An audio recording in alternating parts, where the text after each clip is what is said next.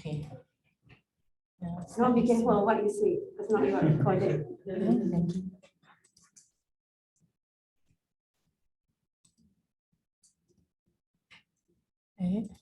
Pecah hasil soalan. Ini kan fluid kan? No, that one. The pink one. Oh, PDF. Dia yang ini, kena. Oh, sorry. Okay. Bukan. Duduk. Okay. Okay. Assalamualaikum, selamat pagi. Duduk nah. Boleh kan? Okay, so tak tahu berapa I dapat kena present, tapi tak apa, I'll try my best. I've not done this for a while, but it's okay. We need to start doing it again, I suppose.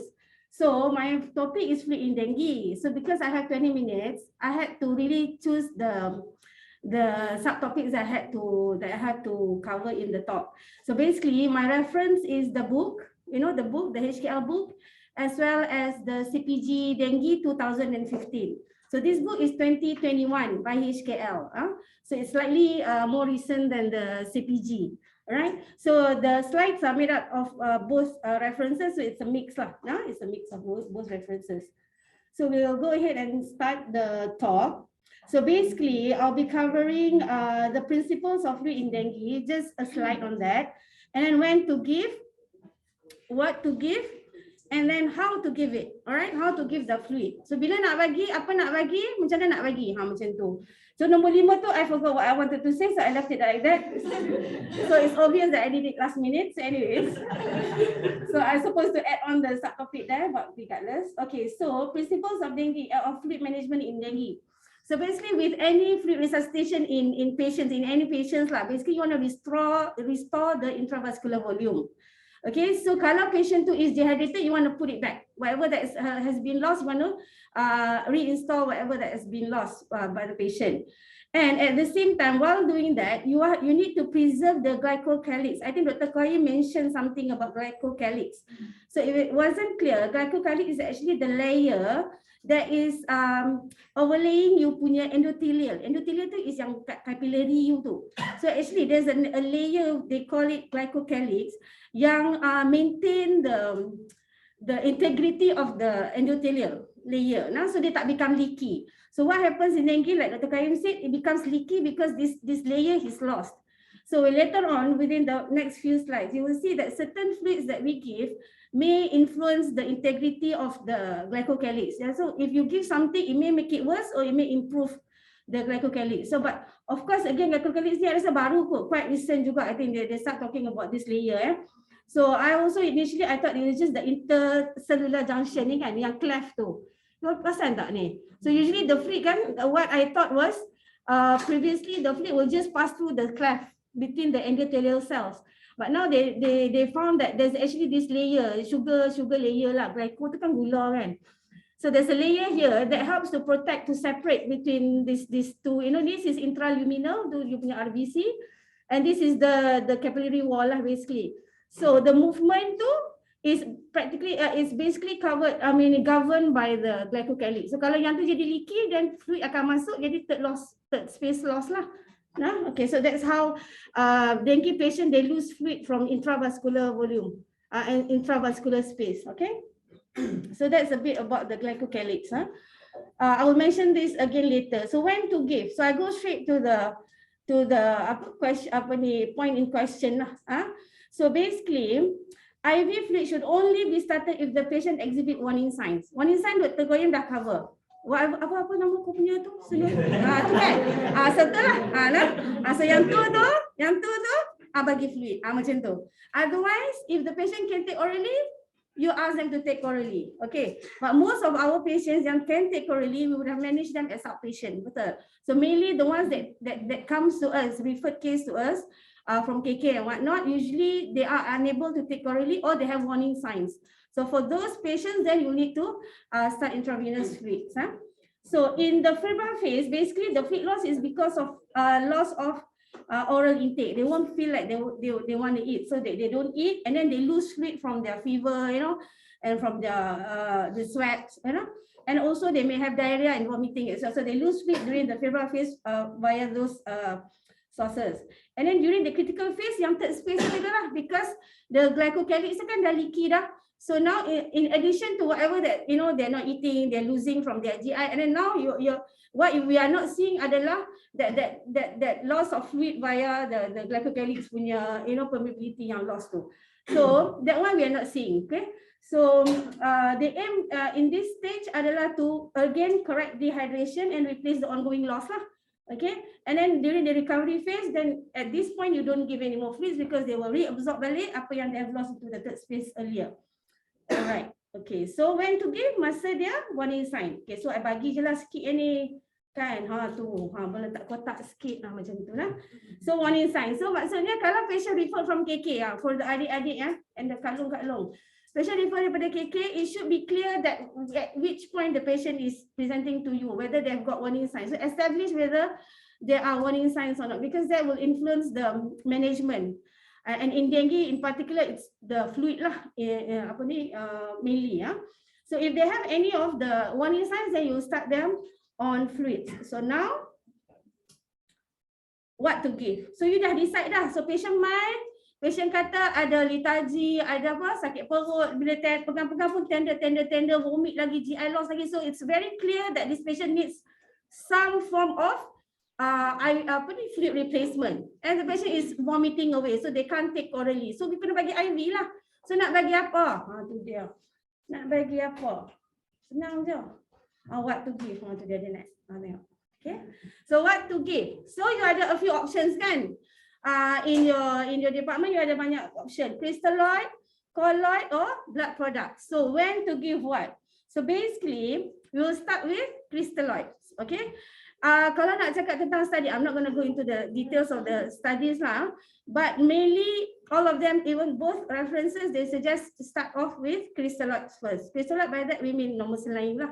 Okay, but you have to use judiciously, because before you start any fluid, you would have determined the diagnosis of the patient, and that should have consist of how many days of illness, at which phase the patient is in, faham tak? And what is the hemodynamic status of the patient. So by putting down you punya diagnosis tu, kalau you letak day 3 of fever in critical phase with hemodynamic instability, automatic dah kan? You dah dapat dah algorithm mana you nak guna, correct or not? So coming to that diagnosis is very important. How you state your diagnosis is very important. So before you start your fluid, you have to determine, okay, what phase, how many days is this patient in the dengue fever punya journey, and what's the hemodynamic status of the patient. So that will tell you which algorithm mana you nak pi. Okay. Because I said patients yang warning signs saja yang you bagi, fluid, IV, you have to see whether the patient can take orally. And then if they cannot, then of course you're going to start on the IV fluid. So you bagi dengan crystalloid dulu. Crystalloid kan semua benda pun kita start dengan crystalloid kan. Bagi crystalloid, bagi normal saline dulu. But you have to be very judicious. Judicious ni maksudnya berhati-hati. You don't just bagi sesuka hati. Ada guide dia, okay? So colloid, okay, if the patient is in intractable shock, maksudnya first time, your first approach to the patient, you don't usually give colloid. You always start with crystalloid first, even if in patient with decom dengue fever pun you akan consider crystalloid first. You may consider colloid in that particular case, but you may start with crystalloid dulu. So basically crystalloid dulu. Ni crystalloid sama cerita. So blood products tu later. Later, once you get into the algorithm, later I will mention. But give early as soon as possible once you suspect that there's a possibility of bleeding. Okay. And of course, there also comes you punya FFP and cardio also lah kalau severe bleeding. Usually we don't, pernah je kita start blood dekat bawah kan, dengue patient kita kan, no? If they come in that state already. So I need to mention about the endothelial glycocalyx again, because the fluid that we give will also influence the integrity. The dengue fever itself, the virus itself kacau your glycocalyx. And if you give too much overzealous fluids, will also shedding, they can cause shedding of the glycocalyx. So the more satu dah dengue fever tu dah destroy the glycocalyx already as it is. But now you give fluids, you tak control, you bagi saja overzealous sangat. So that will also cause shedding. Alright, so that is not good, you know. So the glycocalyx lady akan determine the oncotic pressure across the vascular layer. Okay, so kalau dia dah kacau, so then your movement of fluids become even more leaky, and your capillaries becomes more leaky. So among the fluids that you have as options in dengue fluid in dengue management, you have FFP, albumin, synthetic colloid, and then among these many options, the FFP will help in restoring you punya glycocalyx tu. Maksudnya, kalau you bagi, it will make it better for the patient. Kalau albumin pun, dia akan make it better. Tapi in the algorithm, kalau you notice, there's no mention about albumin. Kan, tak ada kan? Colloid pun, only HES. Kita punya apa colloid yang kita ada HES Jalaspan Jalapanin kan. So the one that they had in the study was HES. So whether the one that we have will help, we were not sure, you know. So, but what's obvious adalah your crystallite has got no effect at all, beneficial effect at all on your glycocalyx layer. So kalau you bagi, especially kalau you bagi in a lot of large volumes, it may even cause shedding, you know. So that's not good, right? So pick your fluid carefully. So I dah cakap tadi conclusion, what to give, crystallite first, and then if the patient is in intractable shock, that means you dah bagi dah 40 cc per kg, sekali kita go through the algorithm, then you may consider you bagi colloid, faham? Lepas tu kalau ada suspected bleeding, bagi blood. Bagi awal, bagi FFP, jangan bagi whole blood. Tak ada lah kot transfer whole blood sekarang ni. So dia macam tu, okay? So very clear kan? Very clear. So how to give? Now we go into the algorithm. This one actually I got it from the book, okay? So the book they divide macam ni. So dengue fever ni dia ada dengue fever with no warning sign. Dia ada dengue fever with warning sign. Lepas tu ada severe dengue. And in severe dengue dia bahagi 3. Okay, ada with severe plasma leakage, severe bleeding or severe organ impairment. So you have to see where your patient is. Then you categorize and then you see this is just a summary. You know, in the book it's very simple on what the suggestion is on the fluid management. So kalau no warning sign tu yang biasa yang green tu kau discharge lah kan. Discharge increase fluid intake. Yang with warning sign, alright, they start 5 to 7 cc per kg over 1 hour and then you reassess. Whatever it is with fluid management in dengue, you always reassess after 2 hours like that, or 1 or 2 hours depending on the severity of the patient's condition, right? So with the severe punya category of dengue, obviously the fluid will be a bit more detailed and then it's always with frequent monitoring, okay? So with diagnosis, so I will point it out again, your diagnosis has to be very, very clear. At the end of your clocking, at the end of your physical examination, you have to determine where is your patient at with the dengue fever. Faham tak? You have to establish that day what phase hemodynamic status. You jawab yang tu, you ada yang tu, your fluid should be okay. Tapi kalau you duk tanya dia berapa, tanya phase mana, sendu je semua, tanya semua sendu. Dan macam mana you nak main dekat the fluid management? Because the fluid follows the diagnosis. Okay, all right, clear I think. All right, so that's the simplest version which I found in the book. So macam mana nak kira maintenance fluid? So katakanlah patient you is actually taking orally well, not well lah, I mean they are able to take orally. You nak kira maintenance fluid. Kalau non-obese, you kira 1.2 to 1.5 mils per kg per hour. Contohnya macam ni, patient yang mai dekat you kata, boleh nak makan, boleh tapi sakit perut lah. So ada warning sign, so kena start fluid kan. Okay, kalau patient can take fluid orally well, then it can just be an oral. But because warning sign, you still have to observe lah kan, because they can get worse later. But if they really cannot, alah doktor muntah tak lalu, saya nak minum air masuk tak lalu, yang oren tak lalu semua kan. So you add on your fluid. So but your fluid masa tu, yang you nak start crystallite tu adalah maintenance. Okay, alright. So sekejap saya akan cakap bila you nak start graded. Because the next step is the graded fluid boluses. Okay, faham? So untuk yang maintenance tu, it differs if whether patient tu obese or non-obese. So macam mana nak kira fluid maintenance ni? You kira ikut rumusan tu lah. Dah ambil gambar dah. Screenshot, siapa yang kat rumah ada screenshot? Okay, thank you. Okay, I tak ambil page, I should have put in the page of the reference. Macam tu. So kira lah. Congak lah. Macam tu. Okay, so yang ni nak kira maintenance fluid. Okay, so kalau patient tu 50 kilo, congak. Congak. Okay, habis. 50 kilo, obese. Tak obese, 50. Ada masa yang non-obese tu. So kalau non-obese tu, actually tu for the sake of the adik-adik kat rumah kan. Kalau nak habis, patient 50 kilo, 1.2 kali dah 50 kilo kan. So per hour tu you run banyak tu lah. So nak run macam mana, nak kira drop ke, ikut suka you. Nak guna mesin ke, guna mesin lah. Better you kira tu betul ke. Macam tu. Dulu kita ada yang circle thing tu. But we don't have it anymore, I think. So kalau patient tu obese tu dia kira BMI 27.5 tu. Kira lah pula BMI dia berapa. Macam tu. Okay. So kalau nak kira maintenance ni, maksudnya patient ni, dia tak ada signs of you nak melompat. Macam ni. Apakah signs you nak melompat? Bila dia ada dengue with warning sign. Dia ada warning sign. Tapi dia punya hematokrit tu duk naik. Duk naik, lepas tu duk vomit. Dia ada very bad warning sign punya. Tapi tak adalah tahap shock lagi. Faham tak? Dia level hemodynamic dia okey. Dia tak ada signs of hypoperfusion semua tak ada lagi. Tapi duk vomit ni. Sekejap nak pi lah tu. Sekejap nak pi lah dekat decom tu. Tapi tak pi lagi. So hampa duk tangkap dia tu. Maksudnya dia keluar macam kedah dah.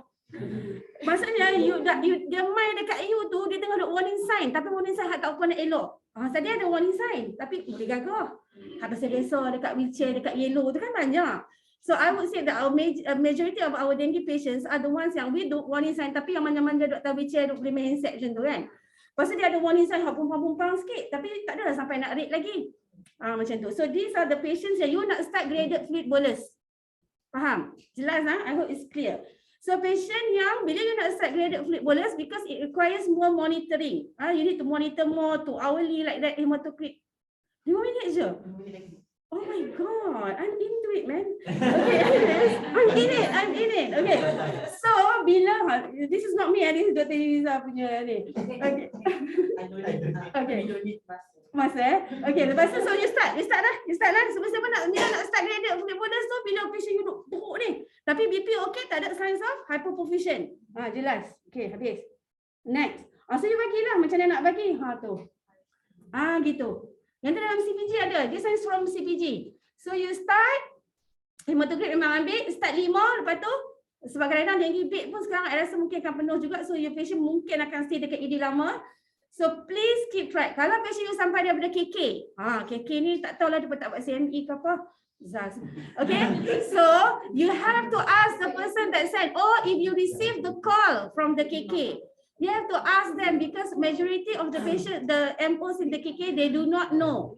They do not know. So if you do not ask, sebab apa? You tak tanya sebab you tak tahu. Tapi now you know already. So you ask them, what is your diagnosis? Zaz dia bagi. So what is your fluid regime? Dia dekat mana? Dia fluid regime yang maintenance ke? Dia fluid regime yang graded fluid bolus ke? Okay, so kalau dia sebut graded fluid bolus, what do you mean? So dia pun cerita, patient dia vomit banyak tu, bercerit-cerit kat depan kami. Memang tak boleh makan langsung, kena guling dah. So tapi BP dia okay. So you ascertain, you have to ask them because they could have missed the compensated shock. So ask them to check the patient's punya pulses and the CRTs, sometimes they miss this already. The patient could already be in compensated shock, but they still manage as warning sign. Okay, so ask them. So that is our responsibility to find out because those are the adik-adik yang not sure yet what needs to do. Okay, and then of course once you bagi, the better the patient is, then you reduce lah the fluid. Sebab with dengue adalah you bagi cukup-cukup makan je, jangan bagi over sangat. Dia bukan macam ala-ala kau dehydrated kan, mai aku bagi. Tak, dia konsep dia adalah you give just enough, not a drop more. Someone said that. Okay. So with graded fluid regime, kalau dia increase because you repeat it after 2 hours, correct? So if it increases, then you know that there's now leaking kan, tengah leaking kan. So you're not giving enough, so you have to increase. So if you were at 3, then you have to start. Why you started at 3 and you didn't start at 5? Because maybe the patient ada comorbid sikit ke, ataupun you didn't think that the patient was that bad, so you started with 3. But now that the hematocrit has increased, you need to increase to 5 cc per kg per hour. Faham? So how you progress depends on how the patient's condition is at the point when you reassess the patient. Okay, clear. Alright, so tapi kalau hematocrit dia drop and patient remains stable. Okay, patients remain stable. Macam Dr. Qayyim kata, kena clinical dengan lab parameters kan. So hemodynamic stable, hematocrit drop, makanya kau reduce lah. Kalau tadi 5, sekarang tinggal 3 lah cc per kg per hour. Okay, so you do not just like look at the lab parameters and not combine with your clinical. But if the patient with the drop in the hematocrit, the patient gets worse, then of course the patient could be bleeding. So you need to transfuse, red zone and transfuse. Okay. So now So kalau you notice how I so now you have a very good dengue patient yang you treat as outpatient, no warning sign, and then you ada dengue fever with warning sign. Satu adalah yang not so bad, and then there's another group yang very bad that you give the graded fluid bolus, and now you've got a patient that's so bad but you may miss sebab dia adalah compensated shock. Kau faham? Tu. Nampak tu nak main tu. Macam tu. Okay. So compensated shock maksudnya apa? BP low tak?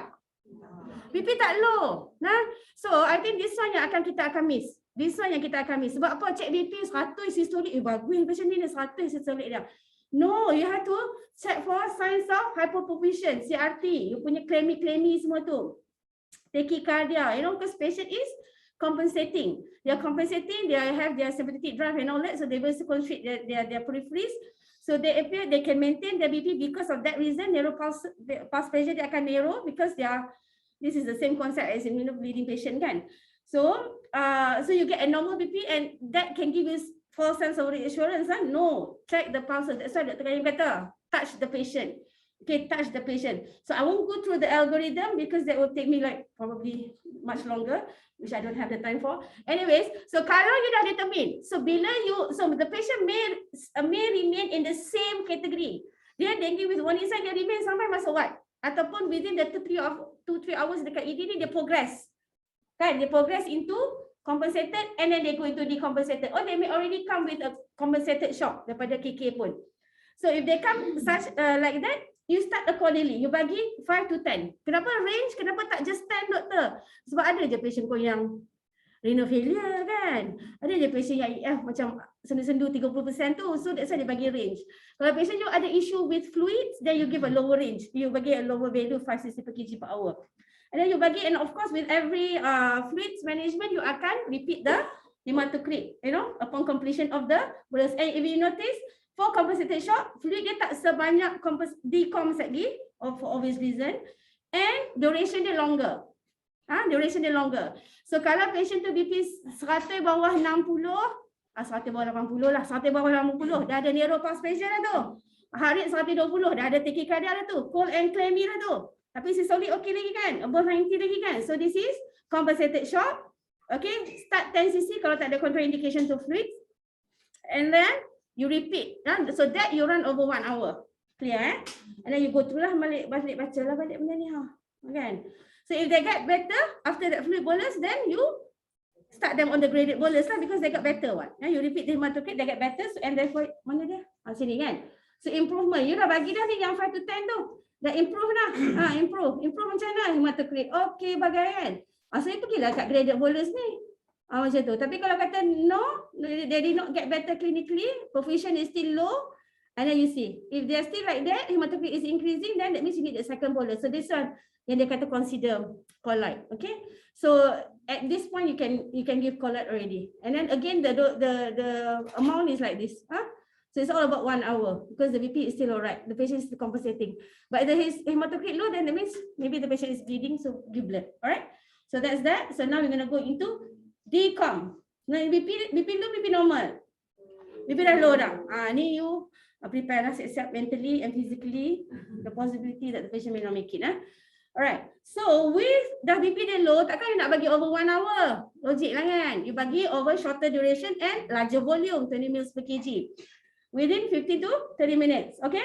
You give that and then you assess the response. Okay. Faham? So just follow suit lah. You punya ni sama je. Okay, kalau they get better, you go into graded. If they don't get better, the hematocrit worsen, that means patient ni leaking. Okay, then you give another bolus and then see again. Alright. If they drop, that means they're bleeding. They bleed lah. So kena bagi blood. And then this one tak berubah, then you go to algorithm C. So just now was A, this is B. I think everyone should know which one is which already. And what's important, I think, is the macam mana? Tak apalah, lupa dah nak cakap apa. Okay, I selalu macam tu. I want to say something and then suddenly I forgot. Anyways, okay, so now again, this one is just a repetition. So if your patient is not responding, then you get, by not responding meaning like this, you dah bagi 20 ml per kg and then you give another 20 ml per kg, the BP is still low. or even your lower threshold to start collect, you can even start it earlier. Like this algorithm, dia kata even the second bolus pun you boleh bagi colloid dah kan.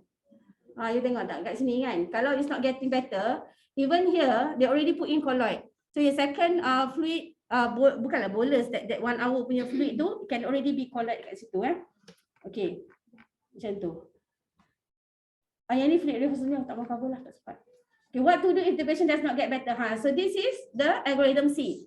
So maksudnya you dah bagi dah fluid bolus, because the point with dengue fever adalah dia fluid. Dia masalah dengan leakiness kan, betul tak? Ataupun bleedingness. Bleedingness. So supposedly bila you bagi fluid, they should get better. And when you give them blood, they should get better. But why are they not better? So there could be other reasons as well.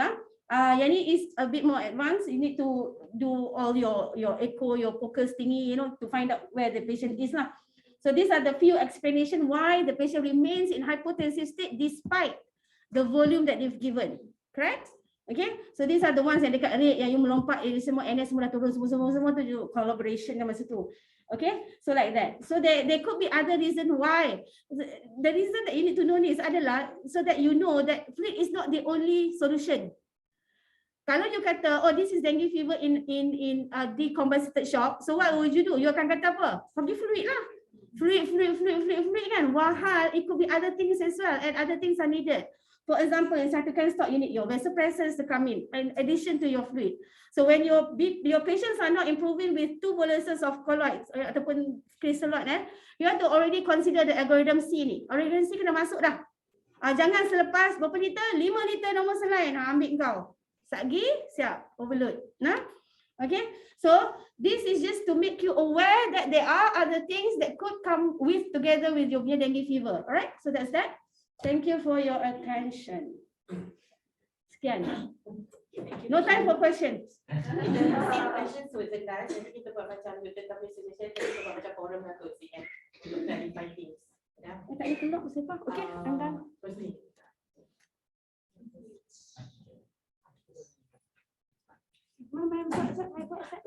I just take out, is it? I just take out